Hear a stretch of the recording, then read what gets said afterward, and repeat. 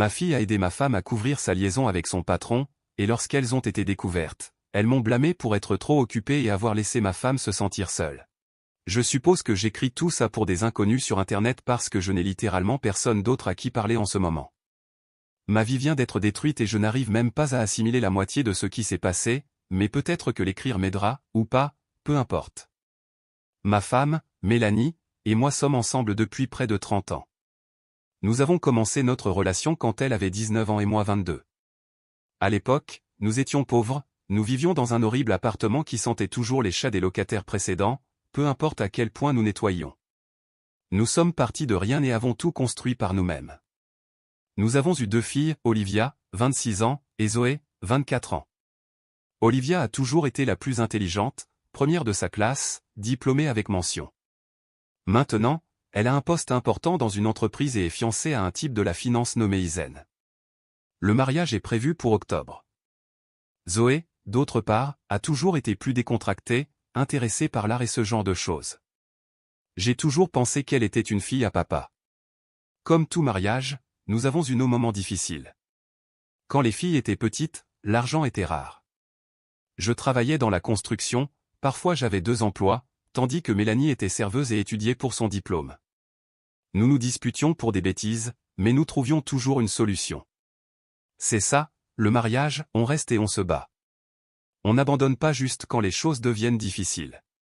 Mais dernièrement, je ne sais pas, quelque chose n'allait pas. Au cours des derniers mois, Mélanie a commencé à agir différemment. Rien de trop évident, juste de petites choses. Par exemple, elle est soudainement devenue super protectrice de son téléphone.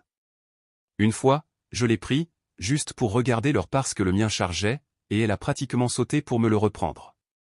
Elle a dit quelque chose sur la vie privée et les limites. Des limites? Nous sommes mariés depuis 30 ans. Depuis quand avons-nous des limites avec les téléphones?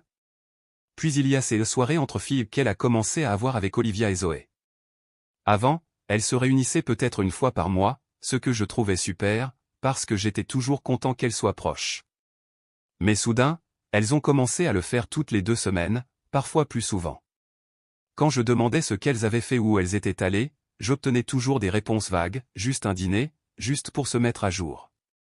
Mélanie avait l'habitude de rentrer à la maison et de me raconter tous les potins et les trucs dont elles avaient parlé. Mais ça aussi, ça a changé. Il y a environ 6 mois, je suis rentré plus tôt d'un voyage d'affaires parce qu'une réunion client a été annulée et j'ai réussi à prendre un vol plus tôt. Quand je suis arrivé, Mélanie était au téléphone, mais elle a raccroché super vite dès qu'elle m'a vu. Elle a dit que c'était Olivia, mais quand j'ai demandé de quoi elle parlait, elle est devenue bizarre et a changé de sujet. Il y a eu une fois où je suis entré dans la cuisine et j'ai surpris Zoé en plein milieu d'une phrase en train de chuchoter à Mélanie. Je n'ai pas tout entendu, juste quelque chose comme « Tu crois qu'il sait ? De quoi vous chuchotez ?» Oh, on parlait juste de quelque chose pour plus tard, rien d'inquiétant, est intervenue Zoé trop rapidement. Oui, c'est juste une surprise, tu le sauras bientôt, ai-je froncé les sourcils. Une surprise? Pourquoi? Quelque chose d'amusant, a dit Mélanie, passant devant moi pour prendre quelque chose dans le frigo. Tu verras. J'ai pensé qu'elle préparait peut-être quelque chose pour mon anniversaire, parce que c'était bientôt. Mais ensuite, autre chose s'est produit. Un soir, Mélanie m'a dit qu'elle allait rendre visite à sa sœur à Columbus pour le week-end. Je n'y ai pas beaucoup réfléchi, je n'y ai même pas réfléchi à 2 fois. Quelques jours plus tard, je parlais à Olivia au téléphone, pour prendre des nouvelles, quand elle a mentionné avec désinvolture que sa mère avait pris un assez bon bronzage. J'ai froncé les sourcils. Un bronzage? En Ohio? En février? Il y a eu une petite pause, à peine perceptible. Mais quelque chose à ce sujet m'a fait sentir que j'avais dit la mauvaise chose. Puis Olivia a laissé échapper un petit rire, oh oui, on est allé dans un salon de bronzage ensemble avant qu'elle ne parte. C'était un peu impromptu. Ça n'avait pas l'air d'être un gros problème, alors j'ai laissé tomber. Mais ensuite, j'ai commencé à remarquer d'autres changements chez Mélanie. Soudain, elle a commencé à s'habiller différemment, à acheter de nouveaux vêtements, à se maquiller plus souvent. Elle s'est inscrite à une salle de sport et a commencé à y aller 3 fois par semaine. Tant mieux pour elle, je suppose, mais tout ça est sorti de nulle part. Oh, et elle s'est aussi acheté un bracelet en argent il y a quelques mois. Elle a dit que c'était un cadeau qu'elle s'était fait pour une réussite professionnelle. Il avait l'air cher. Quand je lui ai demandé combien il avait coûté, elle est devenue sur la défensive et m'a dit que je ne m'étais jamais soucié avant qu'elle se fasse plaisir, ce qui n'était pas vrai. Je lui ai toujours dit d'acheter ce qu'elle voulait, si nous pouvions nous le permettre. Malgré tout ça, je n'arrêtais pas de me dire que j'exagérais peut-être, que c'était peut-être juste le syndrome du nid vide ou quelque chose du genre. Maintenant que les filles n'habitaient plus avec nous, il n'y avait plus qu'elle et moi. Les gens changent après 30 ans, n'est-ce pas? C'est normal. Je ne voulais pas être ce mari jaloux et contrôlant qui pète un câble quand sa femme se fait couper les cheveux ou passe plus de temps avec ses filles, ça n'a jamais été mon style. J'ai toujours eu une confiance totale en Mélanie. Mais il y avait quelque chose en moi, un sentiment lancinant que je ne pouvais pas ignorer, comme s'il me manquait quelque chose d'évident.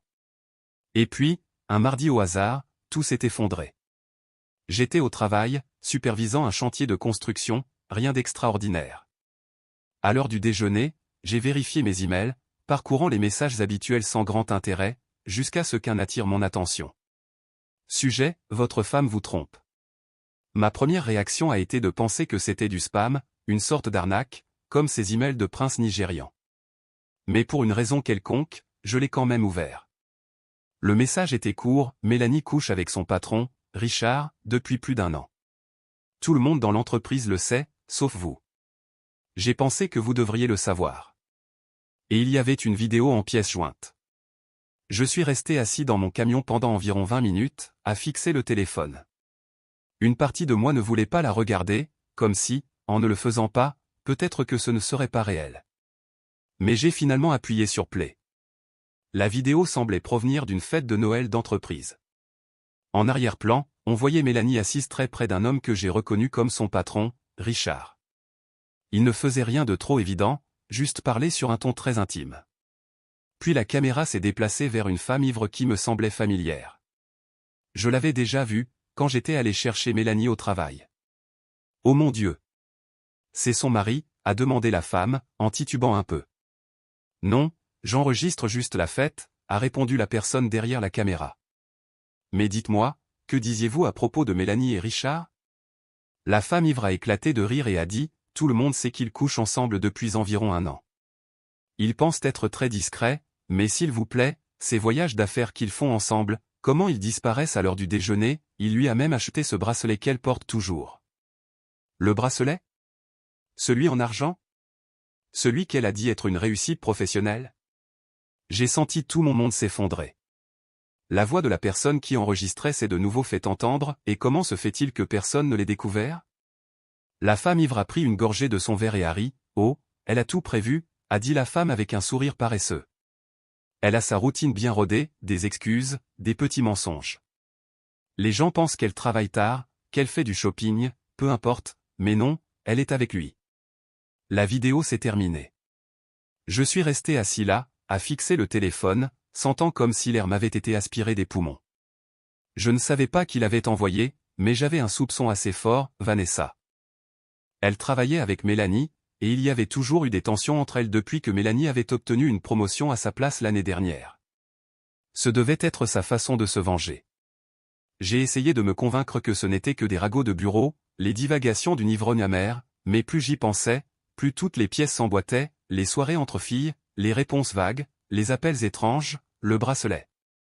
Je ne pouvais pas retourner au travail, mes mains tremblaient trop. J'ai dit à mon contremaître que j'avais une urgence familiale et je suis parti. Mais pas à la maison, je ne pouvais pas affronter cet endroit. J'ai fini chez mon ami Dave. Il m'a jeté un regard et a su que quelque chose n'allait pas. Je n'ai rien dit. J'ai juste sorti mon téléphone, j'ai joué la vidéo et je la lui ai tendue. Putain, mec, a dit Dave quand c'était fini. Qu'est-ce que tu vas faire? Je n'en avais aucune idée. Tout ce que je pouvais penser, c'est que je voulais confronter Mélanie immédiatement, mais une autre partie de moi avait besoin de plus de preuves. La vidéo pouvait n'être que des ragots de bureau, n'est-ce pas? Ce n'était pas suffisant. Cette nuit-là, je suis resté chez Dave. J'ai dit à Mélanie que j'avais une urgence sur un chantier et que je ne serais pas de retour avant 2 jours. Elle n'a même pas hésité, elle a juste dit, d'accord, fais attention, comme si de rien n'était, comme si elle ne me mentait pas en face. La facilité avec laquelle elle l'a fait m'a retourné l'estomac. La nuit suivante, elle m'a envoyé un texto pour me dire qu'elle allait à son dîner habituel avec les filles. Juste une réunion en milieu de semaine. Je sors, ne m'attends pas, a-t-elle dit, en enfilant son manteau. Je lui ai dit de s'amuser, et dès qu'elle est partie, j'ai quitté l'appartement de Dave, j'ai traversé la ville en voiture et je me suis garé devant le restaurant où Olivia et Zoé la retrouvaient habituellement. Je suis resté assis là pendant 20 minutes, attendant de la voir entrer, mais elle ne l'a jamais fait. À travers la fenêtre, j'ai vu Olivia et Zoé à leur table habituelle. Il n'y avait aucun signe de Mélanie. J'ai attrapé mon téléphone et j'ai envoyé un texto à Olivia, « Salut, je me demandais juste si maman est déjà arrivée pour le dîner. » Quelques secondes plus tard, mon téléphone a vibré, « Oui, elle est là. » Pourquoi? J'ai fixé le message, l'estomac noué. La vérité m'a frappé comme une brique en pleine poitrine. Elle me mentait. Elle m'avait menti tout ce temps, la couvrant, inventant des histoires, me regardant dans les yeux et me disant des mensonges. Pendant qu'elle était avec lui. J'ai serré la mâchoire et j'ai ouvert l'application de suivi que nous avions installée sur nos téléphones il y a des années pour la sécurité. Sa position n'était pas au restaurant. Elle était de l'autre côté de la ville, dans un restaurant italien chic. Je savais ce que j'allais trouver, mais le voir de mes propres yeux m'a quand même coupé le souffle. À travers la fenêtre, elle était là, assise à côté de Richard, si près qu'elle était pratiquement sur ses genoux, souriant comme si elle n'avait pas le moindre souci au monde. Elle s'est penchée plus près, posant sa tête sur son épaule. Il n'essayait même pas de se cacher. J'ai sorti mon téléphone et j'ai pris des photos, beaucoup de photos. Puis j'ai ouvert notre conversation de groupe familial, celle avec non seulement Mélanie, Olivia et Zoé, mais aussi mes parents, mes frères et sœurs, les frères et sœurs de Mélanie, les tantes, les cousins, tout le monde. J'ai joint les photos et j'ai tapé un seul message, « J'espère que vous appréciez votre dîner entre filles. » Mélanie, on dirait que ton patron l'apprécie aussi. J'ai appuyé sur envoyer. Immédiatement, mon téléphone a explosé de notifications. Je n'ai répondu à aucune d'entre elles. Qu'est-ce que j'étais censé dire? Je viens de découvrir que ma femme depuis 30 ans couche avec son patron, et que mes filles la couvrent. Comment se passe ta soirée? J'ai passé le reste de la journée à conduire sans but, essayant de trouver les mots. Quand je suis enfin rentré à la maison, elles étaient toutes là, assises dans le salon, avec des visages inquiets. « Papa, qu'est-ce qui se passe ?» a demandé Olivia dès que je suis entré. « Tu as disparu. » Je n'ai rien dit au début. J'ai juste sorti mon téléphone, j'ai ouvert les photos et je l'ai tendu à Mélanie. Son visage est devenu instantanément pâle. « Qui t'a envoyé ça? » Je les ai prises. Aujourd'hui. Après avoir reçu ça. Puis j'ai joué la vidéo. Le silence dans la pièce était absolu. Zoé a commencé à pleurer. Olivia a juste baissé les yeux. Mélanie secouait la tête encore et encore, comme si elle pensait pouvoir tout faire disparaître si elle essayait assez fort. « Depuis combien de temps ?» ai-je demandé. Mélanie n'a pas répondu. C'est Olivia qui a parlé la première, « Papa, tu dois comprendre ?» Depuis combien de temps ai-je crié. Tout le monde a sursauté. 15 mois, a chuchoté Mélanie, de manière audible. Et vous deux, ai-je regardé mes filles. Depuis combien de temps vous couvrez votre mère, vous me mentez en face, vous me faites passer pour un idiot. Je savais, a sangloté Zoé. Papa, je suis tellement désolé. Maman a dit que c'était juste temporaire, qu'elle traversait une crise. Tais-toi, lui a lancé Mélanie. Tais-toi, tout simplement. Zoé, laisse-la parler, ai-je dit. Je veux savoir exactement comment ma famille a conspiré dans mon dos.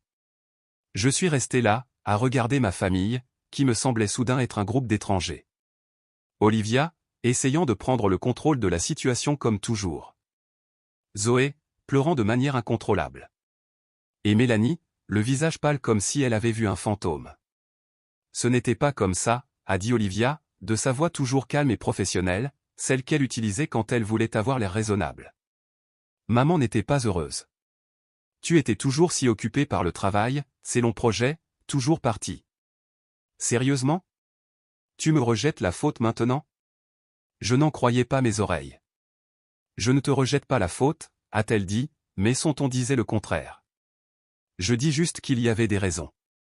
Tu n'étais pas là pour elle, émotionnellement. Toujours présent physiquement, mais mentalement ailleurs. tu n'as jamais voulu parler de vraies choses. J'ai fixé ma fille aînée, cette étrangère qui défendait maintenant l'infidélité de sa mère. Donc ça justifie qu'elle couche avec son patron? Ça rend acceptable que vous m'ayez menti pendant plus d'1 an? Non, mais... Il n'y a pas de mais, ai-je crié de nouveau. Il n'y a aucune putain d'excuse pour ça. Aucune. Mélanie a finalement parlé, j'allais y mettre fin. J'attendais juste le bon moment. Pourquoi? Pour me dire la vérité, ou pour me quitter? Lequel? Elle n'a pas répondu. C'était inutile. Vous savez ce qui me tue le plus dans tout ça, ai-je dit, en les regardant toutes les trois. Ce n'est même pas l'infidélité. Je veux dire, ouais, ça craint, ne vous méprenez pas. Mais ce sont les mensonges, la conspiration. Vous trois assises avec moi à table, riant, agissant comme si tout était normal, alors que vous gardiez ce secret énorme. Vous avez une idée de à quel point ça me fait me sentir stupide? Nous ne voulions pas te faire de mal, a chuchoté Zoé à travers ses larmes. Eh bien, félicitations, ai-je dit froidement. Vous avez échoué de manière spectaculaire à cela. La douleur dans leurs yeux m'a fait ressentir une pointe de remords, mais j'étais trop furieux pour m'en soucier. Alors maintenant quoi? A demandé Olivia, toujours pratique, pensant déjà aux prochaines étapes alors que j'essayais encore de digérer la bombe qui venait d'exploser dans ma vie. Maintenant, ai-je dit calmement, maintenant je veux que vous sortiez toutes de cette maison. Papa, s'il te plaît, appelez des Zoé. On peut en parler.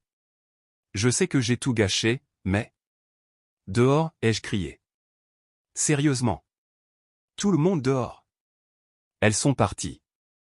Mélanie et Olivia ont pratiquement dû traîner une Zoé désemparée dehors. Quand la porte s'est fermée, je me suis effondré sur le canapé, sentant comme si mon cœur avait été arraché et piétiné. La maison semblait vide, trop silencieuse. J'ai fait le tour du salon, fixant toutes nos photos de famille.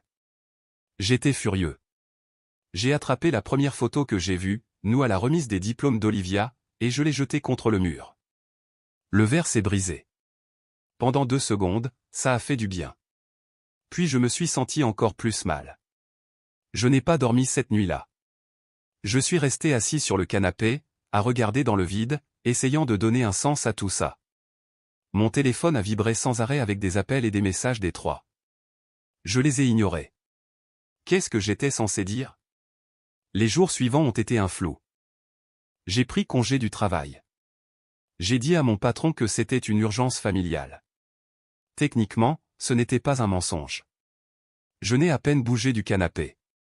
Je n'ai pas mangé, je ne me suis pas douché, je suis resté assis là, rejouant chaque moment de l'année dernière, cherchant des signes que j'avais manqués.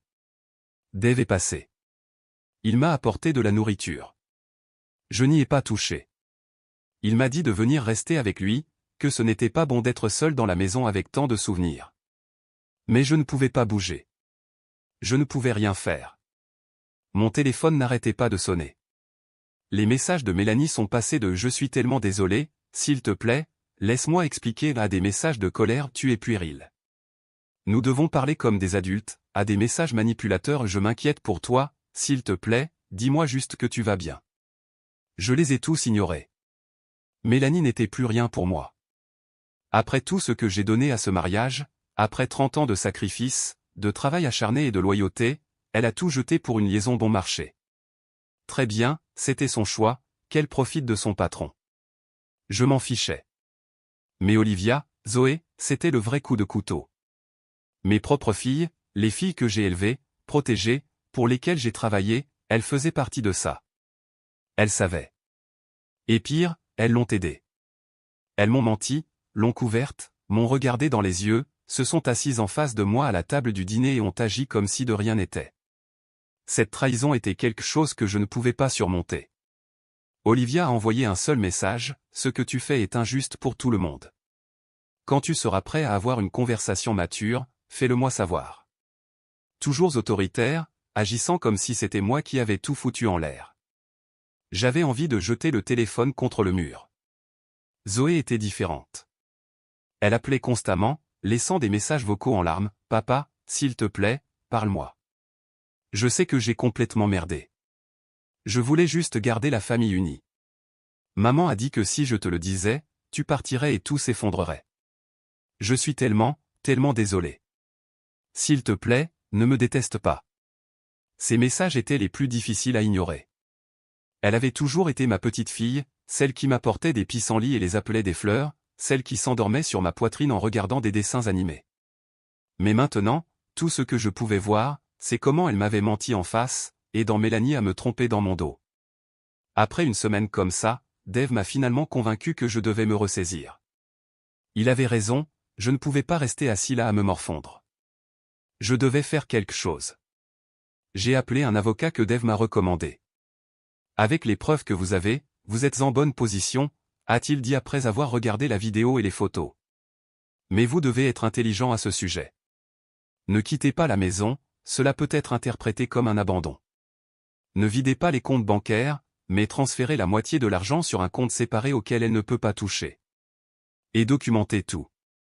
J'ai suivi son conseil. Je suis resté dans la maison, j'ai déplacé l'argent, j'ai changé les serrures, j'ai commencé à documenter chaque interaction. Un jour, Mélanie s'est présentée avec Olivia, exigeant que je les laisse entrer pour récupérer leurs affaires. J'ai tout enregistré sur mon téléphone, debout dans l'embrasure de la porte, pendant qu'elle me traitait de tous les noms. Vous pourrez récupérer vos affaires quand mon avocat l'autorisera, ai-je dit calmement. Cela n'a fait que les mettre encore plus en colère. Je me marie dans 2 mois, a crié Olivia. Tu vas vraiment tout gâcher juste parce que maman a fait une erreur? Une erreur, c'est oublier de payer une facture, ai-je répondu. Ce que ta mère a fait était un choix. Une série de choix, chaque jour, pendant 15 mois. Et ce que tu as fait était tout aussi grave. Je protégeais ma famille. Non, tu protégeais l'affaire de ta mère. C'est différent. Finalement, elles sont parties. Mais avant de le faire, Olivia a dit, j'attends toujours que tu paies pour le mariage. Tu as promis. L'audace de cette fille. J'ai juste fermé la porte au nez. Cela fait 2 semaines que j'ai tout découvert.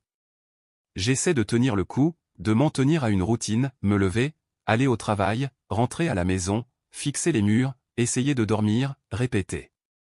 Dave et quelques autres amis continuent de prendre de mes nouvelles. Ils m'invitent à boire des bières, à regarder des matchs, mais je décline la plupart du temps. Je n'ai pas l'énergie d'être sociable. Zoé continue d'essayer de communiquer, appelle, texto, elle s'est même présentée une fois à mon travail. J'ai finalement accepté de la voir. Je n'étais pas prêt à lui pardonner, mais j'étais au moins prêt à l'écouter. Nous nous sommes rencontrés dans un café. Elle avait des cernes sous les yeux, les cheveux sales, portant le même sweat à capuche qu'elle a depuis le lycée. Je suis tellement désolé, papa, a-t-elle dit dès que je me suis assis. Je sais que ça ne règle rien, mais je le suis vraiment. J'aurais dû te le dire. Pourquoi tu ne l'as pas fait, ai-je demandé. C'était la question qui me tenait éveillé la nuit. Maman a dit qu'elle traversait une crise de la quarantaine, a-t-elle marmonné. Qu'elle avait juste besoin de s'en débarrasser et que si tu le découvrais, tu ne lui pardonnerais jamais. Elle a dit que ça détruirait notre famille. Alors à la place, tu as détruit ma confiance. Zoé a tressailli, comme si je l'avais giflé. Je sais que c'était mal, a-t-elle chuchoté. Mais tu travaillais toujours, papa. Toujours sur les chantiers, toujours stressé par l'argent. Maman était seule. Et je ne dis pas que ça rend les choses justes, a-t-elle ajouté rapidement. Ce qu'elle a fait était mal. Mais, peut-être que si tu avais été plus présent, si tu lui avais parlé plus, si tu avais remarqué qu'elle n'était pas heureuse. Voilà. Même dans ses excuses, elle me rejetait toujours la faute, elle trouvait toujours des excuses. J'ai travaillé d'arrache-pied pour te donner, à toi et à ta sœur, tout ce que vous vouliez, ai-je dit calmement. Pour vous mettre à l'université, pour m'assurer que vous aviez une belle maison, de belles voitures, des vacances, si ta mère n'était pas heureuse, elle aurait pu m'en parler. Elle aurait pu suggérer une thérapie. Elle aurait pu demander le divorce. Au lieu de ça, elle m'a trompé, et tu l'as aidée. Je sais, a-t-elle chuchoté. J'essaie juste d'expliquer, pas de justifier. Je n'étais pas sûr de la croire, mais en la regardant, je ne pouvais pas simplement me retourner et partir comme je l'avais prévu. Elle est toujours ma fille. Mais je ne sais pas si je pourrai jamais lui refaire confiance. J'ai besoin de temps, lui ai-je dit. Je ne sais pas si je pourrai jamais te faire confiance comme avant. Je comprends, a-t-elle répondu, en essuyant ses larmes. Merci d'être venu me voir. En la regardant s'éloigner, je me suis senti partagé entre l'envie de la rappeler et l'envie de la rayer de ma vie pour toujours. Pendant ce temps, le divorce avance. Mélanie se bat pour la moitié de tout, y compris mon compte de retraite, que j'ai commencé avant même que nous nous rencontrions. Elle veut la maison, une pension alimentaire, tout. Elle dit qu'elle a sacrifié sa carrière pour notre famille, même si elle travaille à plein temps depuis que Zoé a commencé l'école. Et pour couronner le tout, Olivia continue de m'envoyer des factures de mariage, des acomptes pour le lieu, des paiements pour le fleuriste, des essayages de robes, le culot. Je ne réponds pas, mais à chaque nouvelle demande, ma colère grandit. Un soir, j'ai reçu un message d'Isen, le fiancé d'Olivia. Il voulait qu'on se rencontre pour un café. Il a dit qu'il voulait comprendre ce qui s'était vraiment passé. Quand nous nous sommes rencontrés, il a avoué qu'Olivia ne savait pas qu'il était là, elle serait furieuse si elle le découvrait. Elle lui avait dit que je réagissais de manière excessive à une brève liaison, que j'avais mis tout le monde à la porte et que je refusais de payer pour le mariage par dépit. Au début, il l'a cru, mais il avait remarqué qu'Olivia agissait bizarrement, comme si elle cachait quelque chose, alors il a commencé à poser des questions.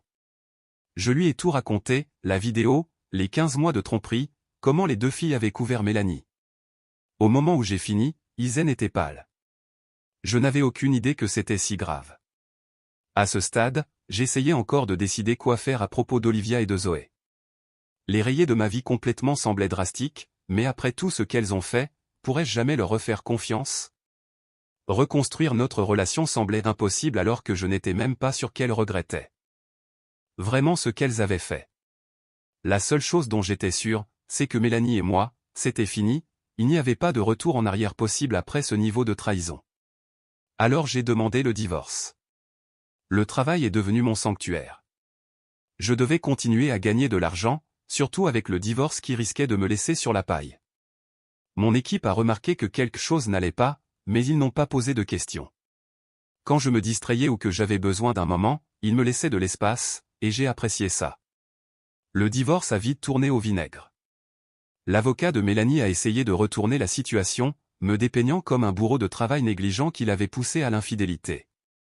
Mon avocat a suggéré de régler à l'amiable pour éviter de faire traîner les choses, mais j'ai refusé. Ce n'était plus une question d'argent, c'était une question de principe. Hier, Isen m'a de nouveau appelé. Il avait rompu avec Olivia. Il avait trouvé des messages entre elle et Mélanie, complotant comment me manipuler pour que je paie le mariage. Elles avaient toute une stratégie élaborée, comment Olivia me ferait sentir coupable, comment elles utiliseraient des amis communs pour me mettre la pression, tout. Vous aviez raison à son sujet, a-t-il dit. Je suis désolé, monsieur, j'ai pensé que vous devriez le savoir. Je l'ai remercié, me sentant vraiment mal pour le gars. Il avait échappé à une balle, mais ça devait quand même faire mal. Plus tard, j'ai reçu un appel de Zoé. Elle pleurait si fort que je pouvais à peine la comprendre. Apparemment, elle s'était violemment disputée avec Mélanie et Olivia après avoir découvert les fiançailles et les publications sur les réseaux sociaux. Elles ne me l'ont même pas dit. Je savais. Je l'ai découvert sur Facebook, comme tout le monde. Et quand j'ai demandé à maman comment elle pouvait se fiancer si vous n'êtes même pas encore divorcés, elle m'a dit de grandir et d'accepter la réalité. Olivia, bien sûr, a pris son parti. A dit qu'elle était puérile et dramatique. Une partie de moi a ressenti une lueur d'espoir, comme si peut-être Zoé voyait enfin la vérité. Mais ensuite, elle a dit, je ne comprends juste pas pourquoi vous ne pouvez pas tous essayer de réparer les choses. Pourquoi tout le monde doit être si extrême? Maman a fait une erreur, mais... Je l'ai coupée, 15 mois, ce n'est pas une erreur, Zoé. Pas plus que de me mentir en face tous les jours pendant des mois. C'était des choix. Des choix que vous avez tous faits. Je sais, a-t-elle dit rapidement. Je sais. Je ne défends pas ce qu'elle a fait, ni ce que j'ai fait. Ça me manque juste comme les choses étaient avant. Les choses n'ont jamais été comme avant, Zoé, ai-je répondu. C'était tout un mensonge. Et j'en ai fini. Qu'est-ce que tu veux dire par fini, a-t-elle demandé, l'air effrayé. Je veux dire que je continue ma vie. Elle s'est mise à pleurer plus fort. Papa, s'il te plaît. Je sais que j'ai merdé. Je sais que je l'ai fait, mais j'essaie vraiment. C'est trop tard, ai-je dit. J'ai déjà changé mon testament. Toi et Olivia, vous êtes dehors. Silence de mort à l'autre bout. Tu quoi? Tu m'as entendu, ai-je dit. J'ai rencontré mon avocat aujourd'hui. Tout va à mon frère maintenant. Mais papa, ce n'est pas juste. Tu ne peux pas juste. Si, je peux. Et je l'ai fait. Vous avez fait vos choix. Maintenant, j'ai fait les miens. Elle a raccroché. Je m'attendais à me sentir coupable, mais au lieu de ça, je me suis senti plus léger, comme si j'avais enfin lâché une encre qui me tirait vers le bas depuis des mois. Le lendemain, l'enfer s'est déchaîné. Olivia m'a bombardé de messages, me traitant de rancunier, de vindicatif, de cruel. Mélanie a fait contacter Hector par son avocat à propos de mes actions de représailles. Même certains amis communs m'ont contacté, disant que j'étais trop dur, que je devrais envisager la réconciliation pour le bien de la famille. Je les ai tous laissés parler, et j'ai dormi pour la première fois depuis des mois. J'ai dormi toute la nuit, sans rêver de comment les choses étaient avant, sans me réveiller avec ce nœud à l'estomac. Juste un sommeil paisible et ininterrompu. C'est là que ça m'a frappé, la famille que je pensais avoir n'a jamais existé. C'était une illusion. Et peut-être que c'était bien comme ça. Peut-être qu'il valait mieux vivre dans une vérité douloureuse que dans un mensonge confortable. Dernière mise à jour, ça fait 5 mois que tout s'est effondré. J'ai pensé que je vous donnerais une petite mise à jour. Le divorce est final, grâce au travail incroyable d'Hector et à toutes les preuves que nous avons recueillies. Mélanie n'a pas obtenu grand-chose de ce qu'elle voulait. Elle a eu un peu d'argent et sa voiture, mais pas la maison, pas ma retraite. Elle et Richard se sont mariés 2 semaines après la finalisation du divorce. Très classe. J'ai vendu la maison, trop de souvenirs, bons et mauvais. J'ai acheté un endroit plus petit plus près du travail, dans un quartier différent. Rien de luxueux, mais c'est à moi. Pas de fantômes, pas de mensonges. Après que j'ai changé mon testament et que Zoé l'ait découvert, elle s'est présentée à ma porte le lendemain, en pleurant, me suppliant de reconsidérer ma décision. A dit qu'elle ferait n'importe quoi pour arranger les choses. Je lui ai dit que j'appréciais le geste, mais que ma décision était finale. Quand elle a vu que je n'allais pas changer d'avis, quelque chose en elle a changé. Elle est devenue sérieuse, puis froide. Alors c'est tout, a-t-elle demandé. 30 ans de famille, et tu jettes tout ça par-dessus bord? Je n'ai rien jeté par-dessus bord, ai-je répondu. C'est toi qui l'as fait. Quand tu as décidé de me mentir pendant plus d'1 an. Elle est partie. Je n'ai plus eu de nouvelles d'elle depuis. Apparemment, elle a emménagé avec Mélanie et Richard. Une grande famille heureuse. Olivia s'est mariée le mois dernier, avec un médecin qu'elle a rencontré juste après qu'Isen l'ait larguée. Je n'étais pas invité, je ne m'y attendais pas. J'ai entendu par des amis communs que Richard l'a conduite à l'hôtel. Ça a piqué pendant 1 minute, et puis j'ai réalisé que je m'en fichais en fait. Le truc avec le fait de rayer les gens toxiques de sa vie, c'est que ça fait un mal de chien au début, mais ensuite on commence à remarquer à quel point on se sent plus léger. Combien plus d'énergie on a. À quel point tout semble plus clair. Je vois quelqu'un depuis quelques mois maintenant. Je l'appellerai Jess. Nous nous sommes rencontrés à un barbecue avec des amis. Elle est divorcée aussi, alors elle comprend le bagage émotionnel qui va avec. On y va doucement, mais c'est bien, vraiment bien. Elle connaît toute mon histoire, et elle ne me juge pas pour avoir coupé les ponts avec mes filles. Elle comprend d'une manière que la plupart des gens ne comprennent pas. Son ex l'a trompée avec sa propre sœur, alors elle sait exactement ce que c'est que la trahison familiale. Olivia et Zoé me manquent parfois. Généralement quand je vois un père dîner avec ses filles adultes, ou quand j'entends une chanson qu'elles aimaient bien, ou à leurs anniversaires. Mais c'est plus comme si l'idée d'elles me manquait, les filles que je pensais avoir. Les vraies, celles qui m'ont menti en face pendant des mois, non, celles-là ne me manquent pas du tout. Il y a quelques semaines, j'ai croisé Isen dans un bar sportif. Il va bien, il voit quelqu'un de nouveau. Il m'a dit qu'Olivia l'a contacté récemment, disant qu'elle avait fait une énorme erreur et qu'elle voulait une autre chance. Il l'a refusée. Vous m'avez appris quelque chose d'important, a-t-il dit, sur le respect de soi, sur le fait de ne pas laisser les gens vous traiter comme si vous n'aviez pas d'importance. Entendre ça signifiait beaucoup. Au moins, quelque chose de bien est sorti de tout ce gâchis. La semaine dernière, j'ai finalisé mon Nouveau Testament avec mon avocat. La plupart de mes biens iront à mon frère et à ses enfants, qui ont été mon rocher pendant tout ça.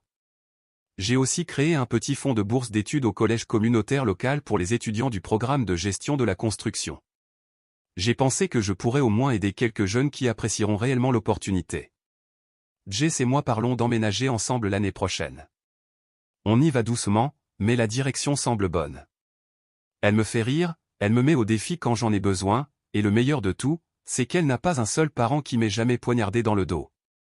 Une amélioration considérable. Parfois, les gens me demandent si je regrette d'avoir complètement rayé Olivia et Zoé de ma vie. Ils disent des choses comme « mais ce sont tes filles » ou « la famille, c'est pour toujours » ou d'autres conneries de carte de vœux.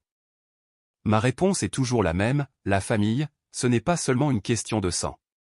C'est une question de confiance, de respect, de loyauté, des choses que mes filles m'ont montré qu'elles n'ont pas. Peut-être qu'un jour, l'une d'elles réalisera vraiment ce qu'elle a fait et l'assumera vraiment, sans excuse ni en blâmant les autres. Peut-être que les cochons voleront, aussi.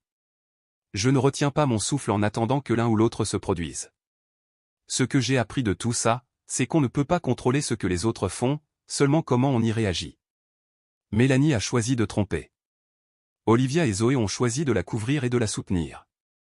Et j'ai choisi de m'éloigner d'elles toutes. Le plus dur n'a pas été l'infidélité elle-même, aussi dévastatrice qu'elle ait été. C'était de réaliser que mes propres filles, les personnes pour qui j'aurais tout fait, pouvaient me trahir comme ça. Qu'elles pouvaient me regarder dans les yeux, me mentir jour après jour, aider à me briser le cœur, puis me reprocher de ne pas être content. Mais voilà le truc, une fois que vous acceptez que les gens que vous aimiez n'étaient pas qui vous pensiez qu'ils étaient, vous pouvez commencer à construire une vie qui est réelle. Pas basée sur des mensonges, pas basée sur de fausses obligations, mais sur de véritables connexions avec des gens qui se soucient réellement de vous. Alors ouais, je vais mieux que je ne l'aurais jamais imaginé. Ce n'est pas la vie que j'avais prévue, mais c'est une bonne vie. Une vie honnête. Et ça vaut plus que n'importe quelle famille bâtie sur des mensonges.